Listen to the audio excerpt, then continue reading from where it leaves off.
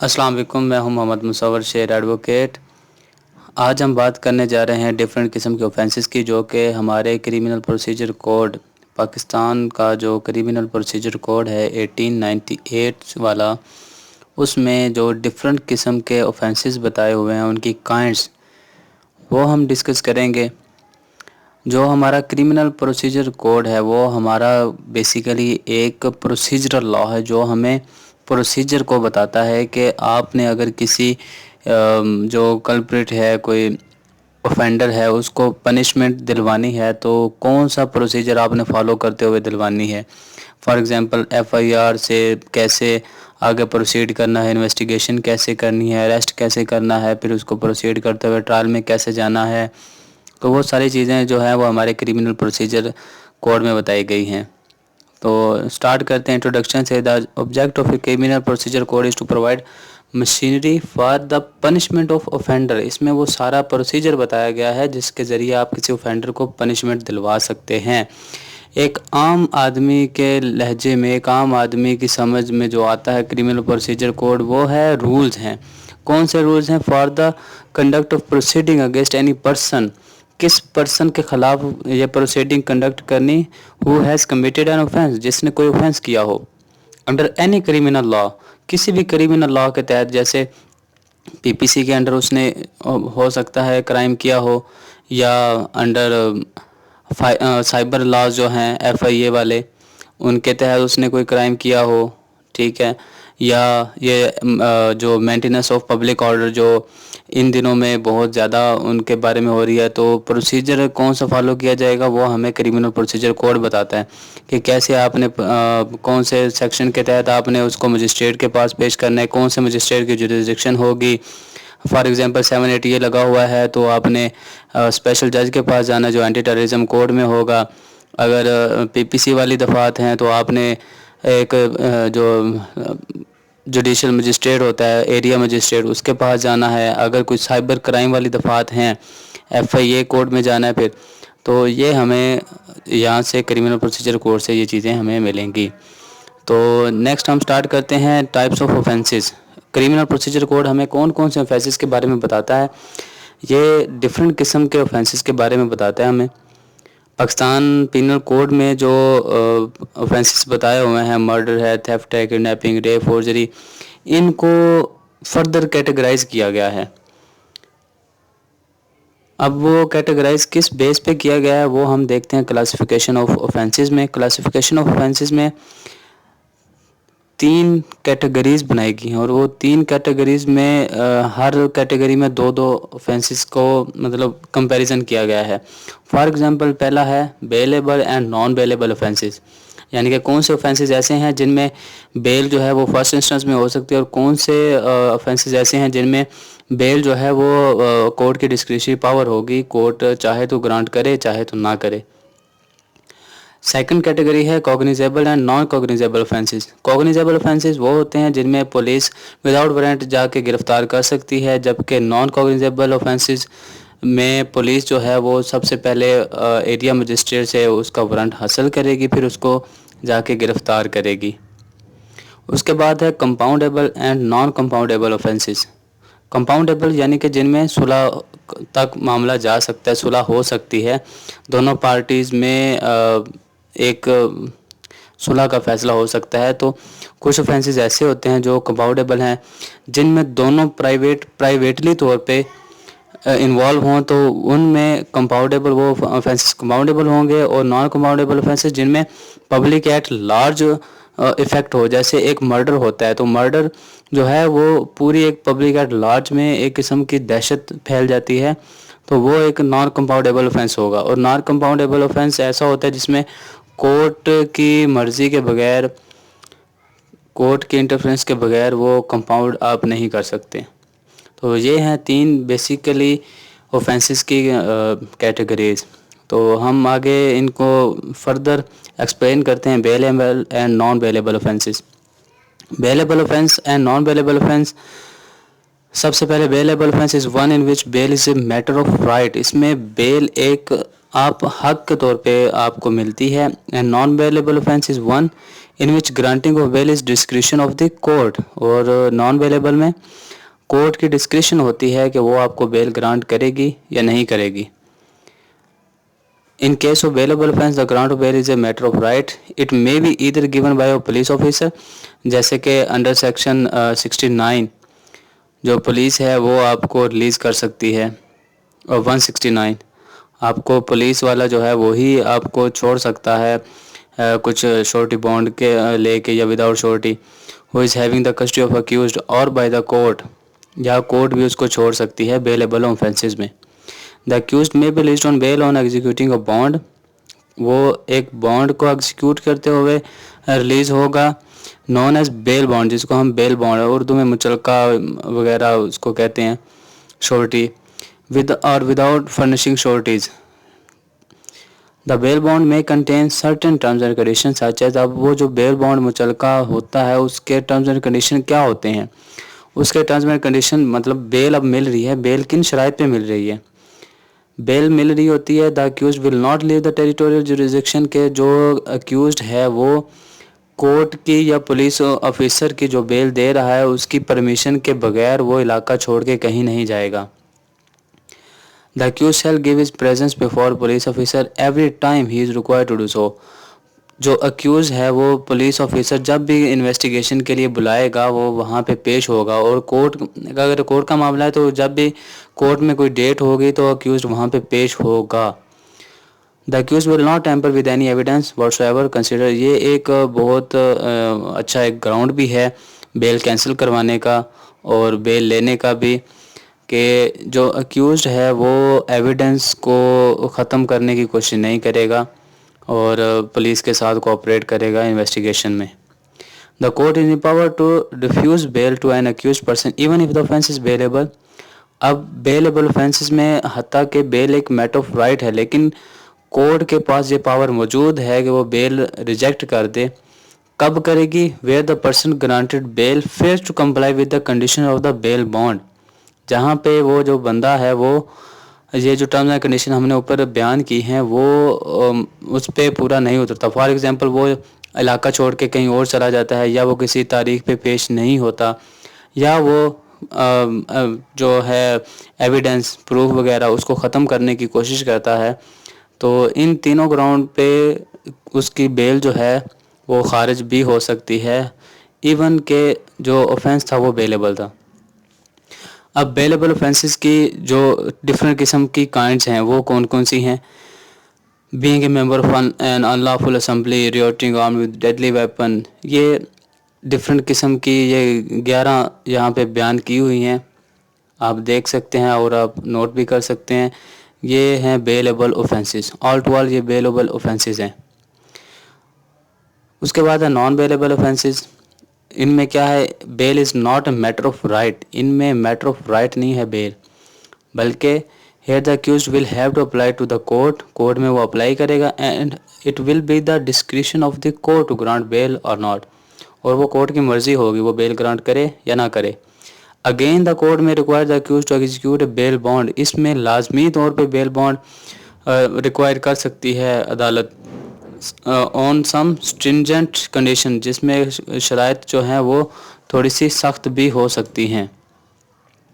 The court में generally refuse the bell, अब इसमें जो कोर्ट है वो बेल खारिज कब करती है? Bail bond has not been duly executed, जहाँ पे मुचलका या बेल बॉन्ड जमा नहीं करवाया जाता। If the offence committed is one which imposes punishment of death और life imprisonment such as murder और रेप, या जो ऑफेंसेस इतनी ज़्यादा शदीद नोयत के होते हैं जैसे मर्डर है जिसमें कैपिटल पनिशमेंट होती है, उसमें बेल रिफ्यूज़ हो सकती है। The accuse has attempted to abscond and his credentials are doubtful, या जिसमें जो अक्यूज्ड है वो अपने आप को इख्तियारी करवा लेता है, भाग जाता है, उस सूरत में जो है वो बेल जो है उसकी रिफ्यूज़ हो सकती है। The application for bail shall be filed before the magistrate, अब बेल एप्लीकेशन कहाँ पे फाइल होगी? मजिस्ट्रेट एरिया मजिस्ट्रेट के पास, who is conducting the trial, जो ट्रायल को कंडक्ट कर रहा होता है। The application after being filed is usually listed on the next day, अब जो नॉन बेलेबल ऑफेंसेस में एप्लीकेशन फाइल की जाती है बेल की, वो यूजुअली सेम उसी से वेरी नेक्स्ट डे में वो उसको तारीख दे दी जाती है। On such day the application will be heard and the police shell also present the accused in court. अब ये हो रही है पोस्ट अरेस्ट बेल की बात हो रही है कि आप जब पोस्ट अरेस्ट बेल लगाते हैं तो उसमें जो है, अब यहाँ पे क्योंकि हम सिर्फ ऑफेंसेस के कैटेगरीज को डिफ़ाइन कर रहे हैं तो बेल को नहीं डिफ़ाइन कर रहे, तो बेल बेसिकली यहाँ पे थोड़ा सा बताता चलूँ कि बेल भी दो किस्म की होती है, एक प्री अरेस्ट बेल है और एक पोस्ट अरेस्ट बेल है। प्री अरेस्ट बेल तकरीबन सेम डे में ही हो जाती है, बाकी उसके नेक्स्ट डेट चलती हैं जहाँ पे पुलिस पेश होके एविडेंस वगैरह देती है कि इसकी बेल खारिज होनी चाहिए, या फिर कोर्ट उसको कंसिडर करते हुए कुछ तारीखों के बाद कंफर्म कर देती है प्री अरेस्ट बेल या रिजेक्ट कर देती है, और उसके बाद फिर ट्रायल स्टार्ट होता है।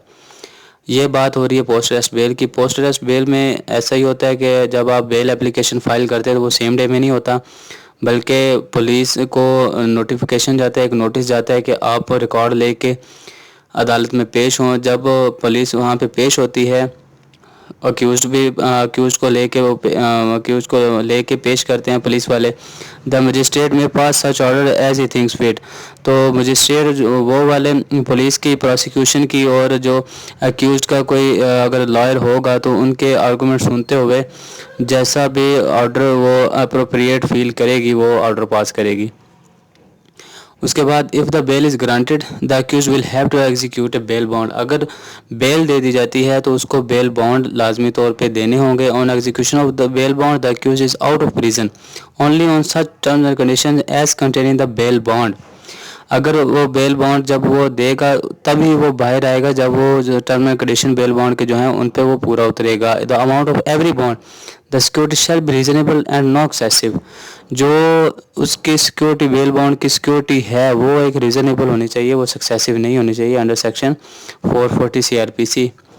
If at any point of time the terms and condition of bail are not fulfilled the bond shall be forfeited. For example उसने श्योरिटी जमा करवाई हुई थी या कोई प्रॉपर्टी की बेस पे उसने अपनी बेल करवाई हुई है और वो पेश नहीं होता तो अंडर सेक्शन 514 उसके ख़िलाफ़ वो उसकी श्योरिटी ज़ब्त हो सकती है और उसके ख़िलाफ़ कार्रवाई भी हो सकती है। The application for bail shall be made in the form prescribed and the designation of जज magistrate should be clearly mention. अब जो बेल की एप्लीकेशन है उस पर उसका एक प्रॉपर फॉर्मेट होता है, सबसे ऊपर जज का एक प्रॉपर नाम लिखा जाता है जिसके पास वह बेल एप्लीकेशन जा रही है। ठीक है। The application shall also contain an undertaking, उसमें अंडरटेकिंग भी होनी चाहिए। That the accuse shall fulfil all the conditions as contain in the bail bond. उसके बाद है जब बेल ग्रांट हो जाती है तो क्या प्रोसीजर होता है। When the bail has been granted the accuse shall execute a bail bond. अब ये वही चीज़ें हैं जो हम ऑलरेडी ऊपर पढ़ चुके हैं। इसके बाद है when the bond has been duly executed the accuse shall be released and if he is in prison. अगर वो बेल बॉन्ड दे देता है तो अक्यूज जो है वो फ़ौरन रिलीज़ किया जाएगा, और अगर वो जेल में है then an order of release shall be issue to the officer in charge. तो उसका ऑर्डर ऑफ रिलीज़ इशू होगा ऑफिसर इंचार्ज के नाम पे या सुप्रिटेंडेंट जेल के नाम पे, जिसको हम रोबकार भी कहते हैं उर्दू में। If the accused is charge for 2 separate offences then he shall have to execute and satisfy bail bond for both of them. अगर उस पे 2 किस्म के ऑफेंसेस हैं तो उसमें वो सारे के सारे उसने लाजमी तौर पर एग्जीक्यूट भी करवाने और वो बेल बॉन्ड में स्पेसिफिकली मेंशन भी होनी चाहिए। फॉर एग्जांपल रोब कार अगर जा रही है उसमें उस पे ऑफेंसेस हैं 5-7 किस्म के ऑफेंसेस उस पे लगे हुए हैं, 324 है, 302 है, 148 है, 149 है, तो उन सभी में उसकी बेल होनी चाहिए और वो सभी रोब कार जो है वो ऑर्डर ऑफ रिलीज है उसके ऊपर मेंशन होने चाहिए। When bail may be revoked और बेल बॉन्ड बी फॉरफिटेड। अब जो बेल उसको ग्रांट हो चुकी है वो कब दोबारा कैंसिल हो सकती है या बेल बॉन्ड जो है वो फॉरफिट होगा। Following are the instance when a bail may be revoked और bail bond is forfeited where the accused fails to fulfil और commits breach of any term and condition. जो टर्म एंड कंडीशन हमने पढ़ी अगर वो उसको fulfil नहीं करता, ब्रीच करता है, तो where the accused fails to furnish required number of sureties और fails to deposit the security amount where the surety is accepted at the time of bail or turn out afterwards to be insufficient, fraud or has been accepted under mistake। For example अब ये जो 3rd number पे बात हो रही है कि उसको 1 लाख की सिक्योरिटी जमा करवाने का कहा गया था और वो 10,000 करवा के अपनी बेल बॉन्ड जमा करवा देता है तो बाद में फ्रॉड उसका साबित होता है तो उसकी वो जो बेल है वो रिजेक्ट हो सकती है, या वो फेक कोई डॉक्यूमेंट पेश कर देता है। Where any of sureties to the bail bond applies to the magistrate for his own discharge, या अगर किसी जामन ने उसकी ज़मानत दी हुई है और वो किसी स्टेज पे जाके कहता है कि मैं अपनी ज़मानत जो है वो वापस लेना चाहता हूँ, तो भी जो है उसकी बेल जो है रिजेक्ट हो सकती है, या कोर्ट ऑर्डर कर सकती है कि दोबारा कोई ज़मानत आपके की तरफ से कोई दे। Where one of the original sureties dies, अगर कोई ओरिजिनल शोर्टी डाई हो जाता है, मर जाता है, और become insolvent and if accused fails to bring another surety, और जो अक्यूज है वो कोई दूसरी शोर्टी नहीं ला पाता तो भी बेल जो है रिजेक्ट हो सकती है। In all this cases the magistrate और court has power to remand the accused to prison, दोबारा जो कोर्ट है वो अक्यूज को जेल भिजवा सकती है until fresh bond and fresh terms are executed, जब तक दोबारा bail bond fresh bail bond नहीं किया जाता। अगर ऐसे कुछ हो जाता है तो उसके खिलाफ अपील भी हो सकती है, appeal from forfeiture of bond. अब बेल बॉन्ड फॉरफीट हो गया है तो उसके खिलाफ अपील कैसे होगी? Where a bond has been forfeited or bail has been cancelled, an appeal can be made against such an order. Where an order has been made by a magistrate, an appeal shall lie to a session judge, or where an order has been made by a court of session, then appeal shall lie to the same court where ordinarily appeal would lie against session judges, for example high court. ये थी bailable और non bailable की category. उसके आगे है cognizable and non cognizable offences. जैसे कि हम बताया था कि कॉग्निजेबल ऑफेंसेस कौन से होते हैं? An offence where a police officer can arrest without a warrant, और नॉन बेलेबल ऑफेंसेस होते हैं an offence where a police officer can arrest only with a warrant. Cognizable offenses are those where a police officer can arrest without a warrant and such cases after arrest has been made, जब उसको arrest कर लिया जाएगा, the accused will be produced before a magistrate and he may require the police officer to investigate the matter, तो उसको area magistrate के पास पेश किया जाएगा विद इन 24 आवर्स, और उसके बाद पुलिस जो है वो उसके रिमांड लेके इन्वेस्टिगेशन स्टार्ट करेगी। After investigation if the case is made out, investigation के बाद अगर वो जो केस है, वो जो एलिगेशन है, वो अगर उस पर बनती है तो chargesheet filed goes against accused, the magistrate can order for arrest, तो उसके खिलाफ चार्जशीट अदालत में जमा करवाई जाएगी और जो मजिस्ट्रेट है वो ऑर्डर दे सकता है उसे अरेस्ट करने का। During the pendency of trial bail application can be moved before the concern magistrate, trial के दौरान बेल एप्लीकेशन जो है वो एरिया मजिस्ट्रेट के सामने दी जा सकती है। Cognizable offences are both bailable and non bailable. अब जो कॉग्निजेबल ऑफेंसेस हैं वो बेलेबल भी हो सकते हैं और नॉन बेलेबल दोनों तरह के हो सकते हैं। अब कौन कौन से कॉग्निजेबल ऑफेंसेस हैं? जो मोस्टली शदीद नोयत के होते हैं वो कॉग्निजेबल ऑफेंसेस होते हैं। For example to wage war, abetting the wage war, उसके बाद है वियरिंग द ड्रेस और carrying any token used by soldier, मतलब किसी की यूनिफॉर्म पहनना आर्म फोर्सेस की या पुलिस की। Rioting arm with deadly weapon, rioting armed with deadly weapon यानी कि ये जो हुल्लड़बाजी है ये करना। Hiring engaging or employing person to take part in an unlawful assembly, ये जो सेक्शन 144 इम्पोज होता है इसकी खिलाफ वर्जी भी। बीइंग और expecting to be a public servant and taking a gratification other than legal remuneration in respect of an official act, corruption वगैरह के केसेस में। Having possession of a counterfeit government stamp, या कोई स्टैंप वगैरह जो है वो फेक यूज़ करना। ये सारी जो एग्जांपल्स हैं स्क्रीन पे शो हो रही हैं, ये आप देख सकते हैं, नोट कर सकते हैं। ये हैं cognizable offences. Non cognizable offences क्या है? जो where police officer can not arrest without a warrant. In such offences for arrest all the steps have to be followed like. अब इसमें हम नॉन कॉग्निजेबल ऑफेंसेस में हम कैसे चलेंगे? सबसे पहले कंप्लेंट फाइल करेंगे एरिया मजिस्ट्रेट के पास। कंप्लेंट फाइल करने के बाद एरिया मजिस्ट्रेट जब उस पर ऑर्डर करेगा, वो सारी चीज़ें देखते हुए अगर वो अप्रोप्रिएट फील करेगा कि इस पे एफआईआर होनी चाहिए तो वो ऑर्डर करेगा एफआईआर की। उसके बाद एफआईआर होगी और फिर उसके बाद वही प्रोसीजर, इन्वेस्टिगेशन, चार्जशीट, फिर चार्जशीट कोर्ट में आएगी, फिर ट्रायल और फिर final order of arrest if case has been made out. अब नॉन बेलेबल ऑफेंसेस जो हैं उनकी एग्जांपल कौन कौन सी हैं?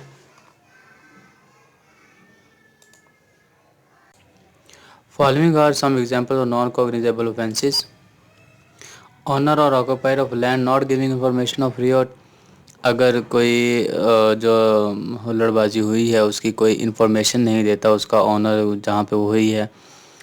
तो ब्राइबरी ड्यूरिंग इलेक्शन, ये डिफरेंट किस्म के नॉन कॉग्निजेबल ऑफेंसेस है। इन सब में जो है सबसे पहले अगर उस बंदे को अरेस्ट करना है तो कोर्ट जो है वो कंसर्न मजिस्ट्रेट से पहले वारंट लेगी और फिर उसको वारंट दिखाते हुए गिरफ्तार करेगी। थर्ड कैटेगरी हमारी आती है compoundable and non compoundable offences. Criminal offences can also be classified as compoundable non compoundable offences. Compoundable offences कौन से होते हैं? और those offences where the complainant, अब कंप्लेनेंट कौन होता है? One who has filed the case, the victim enter into a compromise, वो कंप्रोमाइज में एंटर होता है and agrees to have the charges dropped against the accused, और वो एग्री करता है कि जो अक्यूज के खिलाफ चार्जेस हैं वो ख़त्म कर दिए जाएँ। However such a compromise should be a bonafide.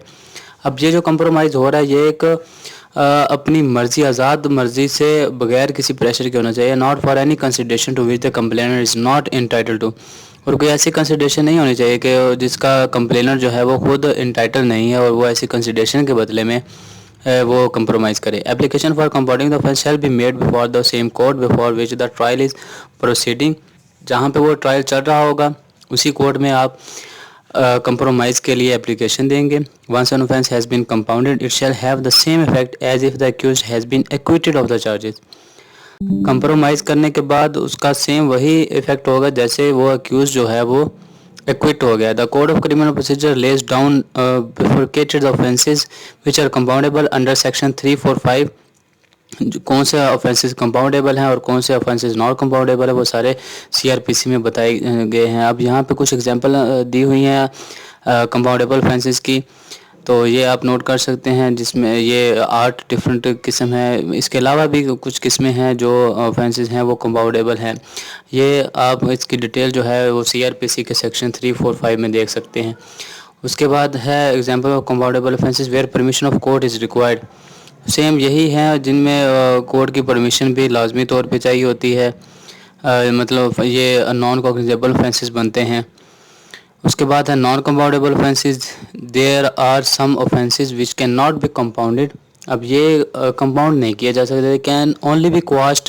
The reason for this is because the nature of offence is so grave, offence ही इस किस्म का हुआ है and criminal that accused can not be allowed to go scot free, कि उसमें accused को बिल्कुल धुला धुलाया जाने नहीं दिया जा सकता। इस किस्म के केसेस में जो है इट इज़ द स्टेट, वो खुद स्टेट उसके खिलाफ वो केस फाइल कर रही होती है, who has filed the case and hence the question of complainant entry into compromise does not arise. All those offences which are not mentioned in the list under section 320 of CRPC, जो section 320 में under section 345 CRPC जो offences बयान किए हुए वो हैं compoundable, और जो उसमें बयान नहीं किए हुए all to all non compoundable offences है। 320 जो है वो IPC का सेक्शन हो सकता है, ये CRPC का सेक्शन नहीं है। उसके बाद नेक्स्ट आता है क्रिमिनल प्रोसीडिंग कैसे स्टार्ट होती है, तो इसके लिए हमारा एक अलग से लेक्चर ऑलरेडी रिकॉर्डेड है, आप वो देख सकते हैं हमारे जो चैनल की प्लेलिस्ट है वहाँ पे जाके।